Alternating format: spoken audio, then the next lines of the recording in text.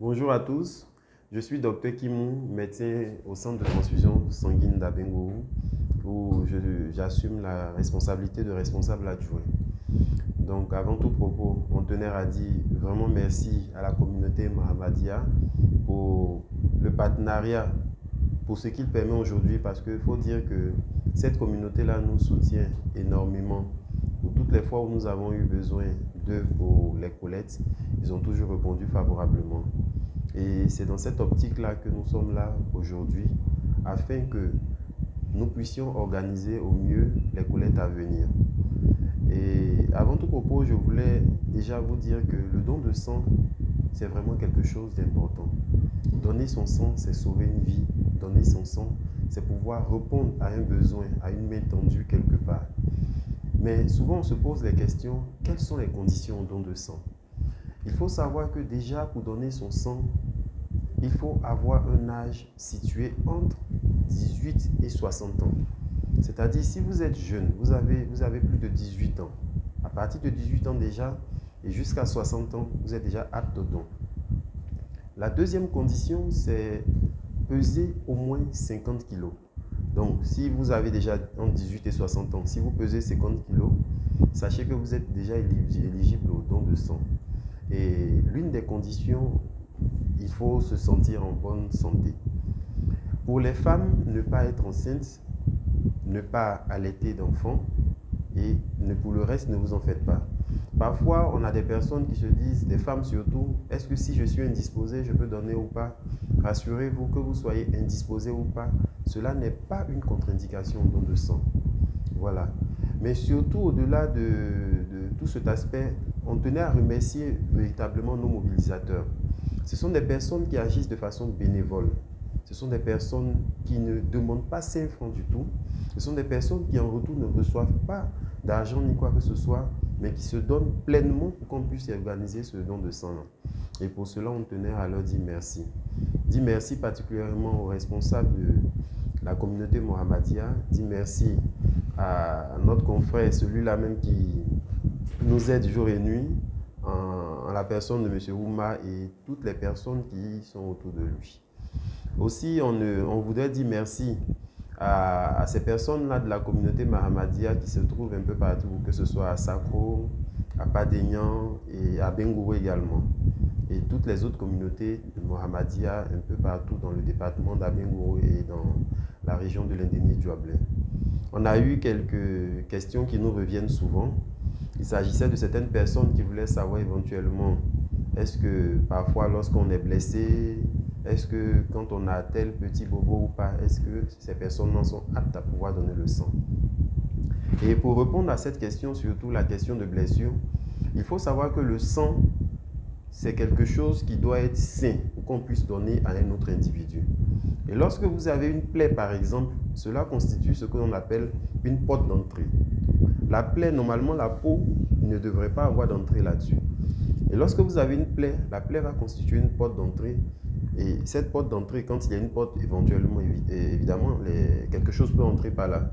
Donc, il peut s'agir de microbes ou d'autres choses qui entrent par cette porte. Il faut dire que tout dépend aussi du type de plaie. Si c'est une plaie par arme blanche, par une plaie que vous avez eue, par une blessure à la machette, ce genre de choses-là, ça peut constituer des contre-indications au don de sang.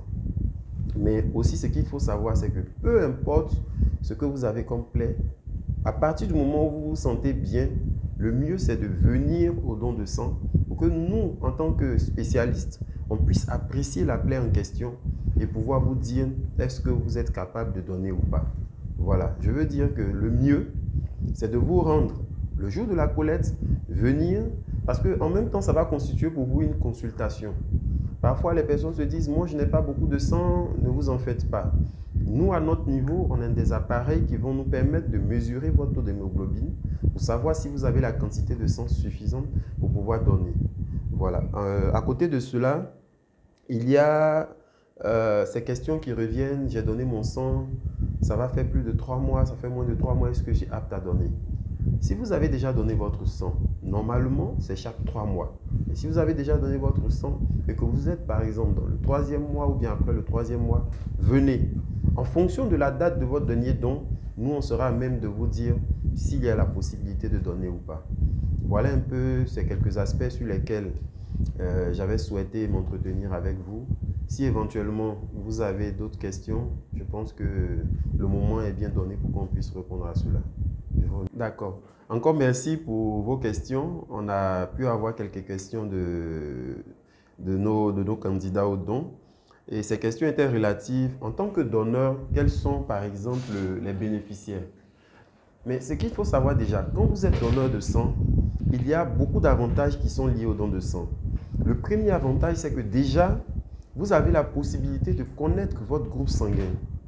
Parce que lorsque vous êtes donneur de sang, on prend la peine de faire certains examens sur le don de sang, sur le don que vous avez effectué, notamment le VIH, l'examen de la syphilis, l'examen de l'hépatite virale B, l'examen de l'hépatite virale C, l'examen du groupe sanguin. Tous ces éléments réunis vont vous permettre d'avoir un statut sérologique pour savoir exactement est-ce que vous avez une pathologie ou pas, une maladie ou pas. Et en fonction des résultats, il y a un suivi des donneurs qui est fait. Qui sont ceux qui ont droit à la carte de donneur? Il faut savoir que lorsque vous donnez votre sang la première fois, on va vous donner vos résultats. Il peut savoir des résultats oraux ou imprimés en fonction de vos exigences. Il y aura également, lorsque vous êtes donneur pour la deuxième fois, on va vous donner ce que nous on appelle la carte de groupe sanguin que je vais vous montrer. Ce sont ces cartes-là. Voilà, c'est la carte de groupe sanguin qui se présente comme suit. C'est une carte de groupe sanguin et lorsque vous êtes donneur, il y a l'imprimé avec toutes vos références là-dessus. La carte de groupe sanguin. Ça, c'est au deuxième don. C'est-à-dire, vous avez fait aujourd'hui un don. 3 mois après, lorsque vous ferez le prochain don, vous aurez cette carte-là qui constitue la carte de groupe sanguin. Et à partir du moment où vous donnez le sang pour la 3e fois, en ce moment, vous aurez ce qu'on appelle la carte de donneur de sang. Et c'est à partir de cette 3e fois que pour nous, vous serez ce qu'on appelle un donneur fidélisé, un donneur bénévole fidélisé. Et en tant que donneur bénévole fidélisé, il y a de nombreux avantages. Si aujourd'hui, éventuellement, votre père, votre mère, vos enfants ou bien votre conjoint a besoin de sang, ce sang-là vous est délivré gratuitement. Je dis bien gratuitement. Peu importe l'endroit où vous irez, que ce soit au CHR ou au centre de transfusion, ce sang vous est délivré gratuitement. Mais ce qu'il faut comprendre dans le processus de cession de poche de sang, c'est que désormais, depuis quelques années, en fonction des arrêtés qui ont été pris, on ne sert plus la poche de façon individuelle au donneur. Lorsqu'un donneur a besoin de sang, normalement, il se rend au sein du dépôt de sang, c'est-à-dire au niveau du CHR ou bien de toute autre structure qui délivre les poches de sang. Et là-bas, il y a un processus. Si vous êtes donneur régulier, il y a des documents afférents que vous devez montrer, la pièce d'identité, l'extrait de naissance ou même la carte de naissance. Vous n'aurez qu'à seulement faire la photocopie et vous rendre avec ces documents-là au niveau du dépôt et la poche vous est cédée gratuitement. Maintenant, si vous n'êtes pas donneur, c'est le même processus, mais à côté de cela, c'est l'établissement où vous êtes, sinon le service où vous êtes hospitalisé, qui va faire votre bon de sang. Et avec le bon de sang, vous irez au niveau du dépôt de sang avec un agent de santé, bien sûr. Donc, comme ça se fait aussi pour le premier procédé, c'est toujours avec un agent de santé. Allez chercher la poche. Mais dans ce genre de cas, la poche est seulement à 3 000 francs. Et je dis bien 3 000 francs. Et le prix de 3 000 francs, c'est sur toute l'étendue du territoire de Côte d'Ivoire. Peu importe l'endroit où vous vous trouvez, si quelqu'un vous vend la poche de sang à plus de 3 000 francs, vous avez le droit d'avertir les autorités compétentes pour que ces personnes n'en soient mises derrière les barreaux. Et pour revenir au processus, il est important que le bon de sang soit, lorsqu'il vous est remis, accompagné par un agent de santé pour être servi. Voilà, c'est sur quelques éléments qu'on voulait revenir brièvement. Merci. D'accord. On tenait vraiment à dire merci pour les membres de la communauté Mohammedia pour leur disponibilité. Parce que ce n'est pas toujours que des donneurs de sang soient si disponibles, si dévoués et si bénévoles que ça.